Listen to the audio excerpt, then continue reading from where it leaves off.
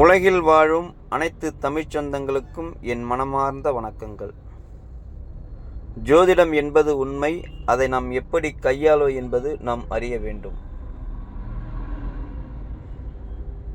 சனி செவ்வாய் என்பது ஒரு கிரக சேர்க்கை ஒரு ஜாதகத்தில் சேர்ந்தால் அவருடைய வாழ்க்கை எப்படி மேலும் மேலும் வளருமா இல்லை வீழ்ச்சி அடையுமா என்பதை நாம் பார்க்கலாம். சனி செவ்வாய் என்பது ஒரு முரண்பட்ட கிரகங்கள். சனி செவ்வாய் என்றாலே ஏழ்மையான மக்கள்,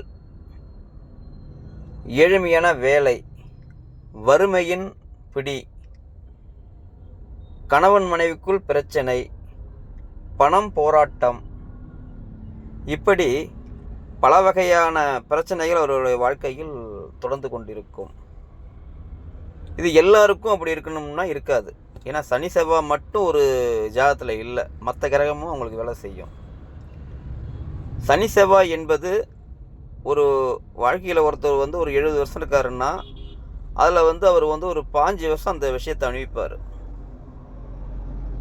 5 வருஷம் 20 வருஷம் மிஞ்சி போனோம்னா இல்லைன்னா 7 வருஷம் குறைஞ்சபட்சம் அணிவிச்சு ஆகணுங்கிறது அதோடைய ரூல். அந்த தசாபுத்தி வரும்பொழுது இது நடக்கும், இல்லைன்னா புத்தி வரும்போது நடக்கும். ஆனால் இந்த சனி செவ்வாய் என்பது ஒரு போராடும் கிரகம்.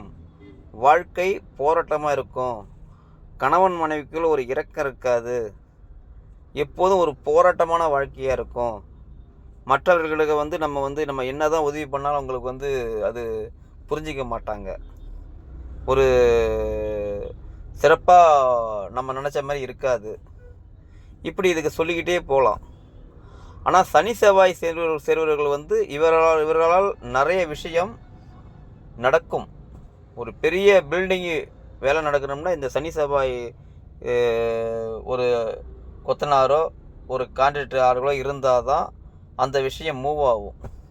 அங்கே போய் அங்கே நிற்கணும்.